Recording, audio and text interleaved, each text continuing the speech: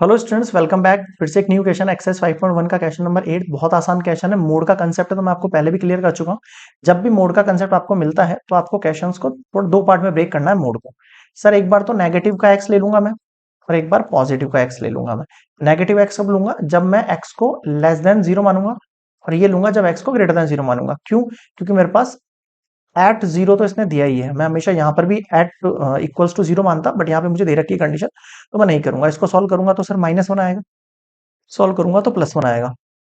यानी कि एक चीज क्लियर हो गई कि एक्स लेस देन पर -1 आंसर आएगा, ग्रेटर देन पर 1 आंसर आएगा। ठीक है सर। अब सॉल्यूशन करना है। अब देखो, अब केस बनाना सिखाता हूं मैं आपको। Case one, the function is defined for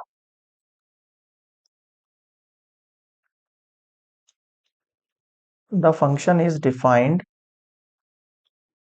for all real number. हर रियल नंबर पे प्रूफ करेंगे अपन केस वन के लिए। Let c be any real number. मैंने कोई रियल नंबर माना सी, जिसकी कंडीशन क्या बोल रहा हूं मैं? And the value of F at and the value of F at C को मैं लेस देन जीरो मान रहा हूँ। क्या बोल रहा हूँ मैं? सी को लेस देन जीरो मान रहा हूँ। अब अगर मुझे बताओ, अगर सी लेस देन जीरो है आपके पास, तो एफ सी की वैल्यू क्या आएगी? सर -1 आएगी, बिना सोचे समझे। तो ये फंक्शन है।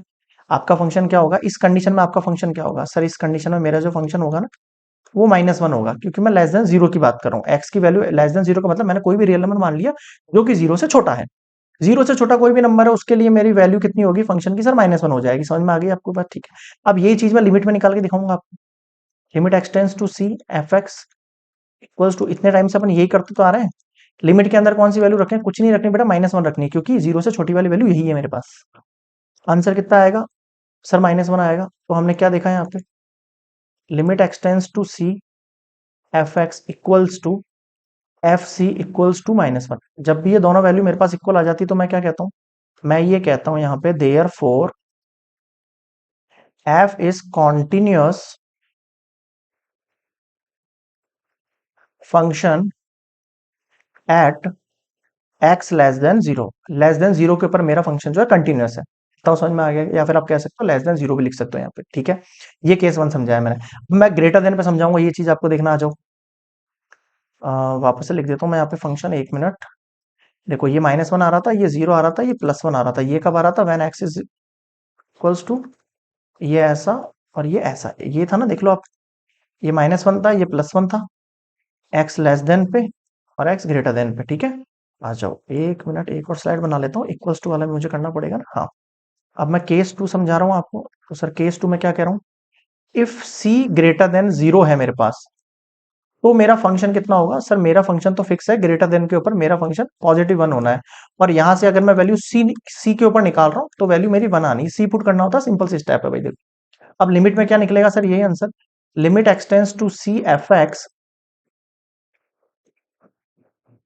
लिमिट एफ एक्स की जगह कितनी हो जाएगी? सर +1 आ जाएगी। और यहाँ पे आपको कुछ पुट करने की जरूरत नहीं, क्योंकि वैल्यू है नहीं, तो कुछ भी करके आपका आंसर 1 ही निकलना है। तो देखो, limit x tends to c f x equals to f c equals to 1। मैं शुरू से आपको एक ही स्टेप सिखा रहा हूँ यहाँ पे। लिमिट वाली वैल्यू और फंक्शन की जो वैल्यू दोनों सेम आनी चाहिए। एंड द वैल्यू ऑफ, लिख देता हूँ यहाँ पे, and the value of F is, ये रही आपकी वैल्यू ऑफ एफ। आगे समझ में? ये दोनों इक्वल होने से एक चीज क्लियर हो गई है। सर क्या क्लियर हो गया है? Therefore f is continuous function at at x greater than zero पर मेरा जो है कॉन्टिन्यूअस फंक्शन है। समझ में आ गया यहाँ तक? ठीक है सर, ये भी चीज समझ में आ गई। अब एट वाली कंडीशन पर निकालो, आ जाओ पीछे। थर्ड केस में क्या निकाल रहा हूं? The function. केस थ्री क्या निकाल रहा हूं? The function is defined at c equals to zero. किस पर निकालेंगे? सी इक्वल्स टू जीरो पर निकालेंगे। तो देखो, and the value of F and the value of F is, देखो एफ की वैल्यू क्या हो जाएगी बिना सोचे समझे? सर हमारी एफ की वैल्यू जो होनी है, एफ जीरो करके जीरो होनी है। क्या कहा मैंने? सर भाई यहाँ पे X equals to C equals to G है, सी इक्वल्स टू जीरो है, तो यहाँ पे जीरो पुट करोगे, जीरो पुट करोगे तो जीरो ही आना है आपके पास। समझ में आ गया आपको बात? ठीक है सर। तो मैंने फिक्स कर रखी, मेरे वैल्यूज दे रखी है, मुझे फिक्स है। अब निकालो फॉर लेफ्ट हैंड लिमिट, निकालो भाई। सर लेफ्ट हैंड लिमिट क्या निकलेगी बेटा, लेफ्ट हैंड लिमिट निकलेगी limit x tends to zero negative f x. अब इसका मतलब क्या है, आपको जीरो से छोटी वाली वैल्यू लिखनी है। सर छोटी वाली वैल्यू कौन सी है, ये है मेरे पास छोटी वाली वैल्यू, तो लिख दो इसी वैल्यू को, लिख दो x tends to zero negative, ये -1 आ गया। अब इसमें कोई वैल्यू जीरो पुट करते अपन अगर कुछ एक्स वैक्स होता तो, लेकिन ऐसा है नहीं तो -1 ही आएगा यहाँ पे। For right hand limit x tends to zero positive function limit x tends to zero positive. अब क्या रखूं बेटा, यहाँ +1 रख दो यार, इस बार जीरो से बड़ी वाली वैल्यू चाहिए ना, +1 रख दो, तो भी कुछ कर लो, आंसर तो +1 ही रहेगा इसका। अब ये दोनों अलग अलग है, बिल्कुल है। तो आपने क्या देखा, LHL is not equals to RHL, therefore left hand limit is not coincide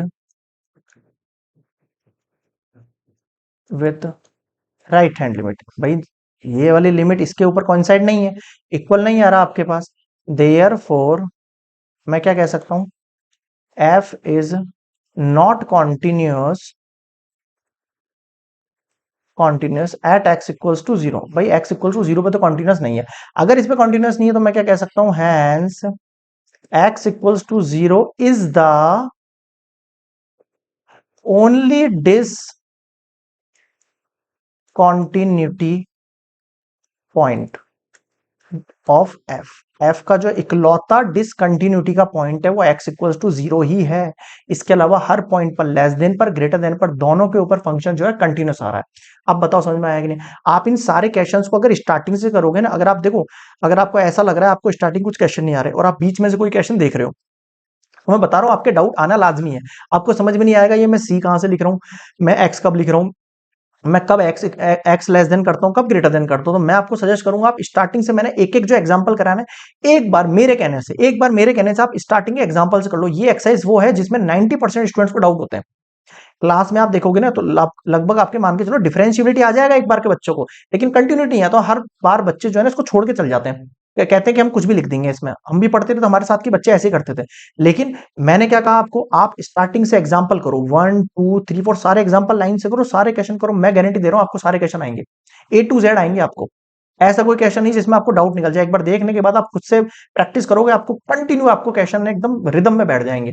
बस आपको करना क्या है, आपको सारे एग्जांपल लाइन से लेना। मैं फिर से कहता हूं आपको, सबसे पहले एक्सरसाइज से पहले एग्जांपल किया करो, उसका बेसिक कंसेप्ट किया करो, फिर आप एक्सरसाइज पर आया करो। और आप उल्टे हो, पहले तो आप एक्सरसाइज करते हो, मतलब मैं सबकी नहीं बोल रहा हूँ, मतलब कुछ स्टूडेंट की बता रहा हूँ, वो सबसे पहले एक्सरसाइज करते हैं, फिर वो कुछ एग्जांपल में डाउट देख लेते हैं, फिर वो बेसिक कंसेप्ट पढ़ने लगते हैं। अरे यार डाउट तो वैसे हो गए, पूरा मिक्सअप हो गया आपके दिमाग में। पहले बेसिक कंसेप्ट करो, फिर एग्जाम्पल करो, फिर एक्सरसाइज करो, फिर बताओ कुछ आया नहीं आया। आप डायरेक्टली किसी क्वेश्चन में पहुंचोगे तो आपको डाउट आना लाजमी है, कोई कुछ नहीं कर सकता उसमें, मैं भी कुछ नहीं कर सकता, आप किसी से पढ़ लो कोई फर्क नहीं पड़ता। ठीक है, तो मेरे हिसाब से आपको पहले एग्जाम्पल और बेसिक कंसेप्ट पढ़ना चाहिए, फिर एक्सरसाइज पे बढ़ना चाहिए। और बाकी आपको समझ में आ ही रहा होगा, जो स्टूडेंट्स मतलब कंटिन्यू पढ़ रहे हैं, बहुत सारे लेक्चर उन्होंने लिए भी होंगे आई थिंक, तो उन्हें समझ में बहुत अच्छे से आ रहा होगा। आई होप ये वाला क्वेश्चन का डाउट आपके अच्छे से क्लियर हो गया होगा। और फिर भी कोई डाउट हो तो कमेंट सेक्शन में बताना। मिलते हैं नेक्स्ट वीडियो में नेक्स्ट क्वेश्चन के साथ, तब तक के लिए गुड बाय।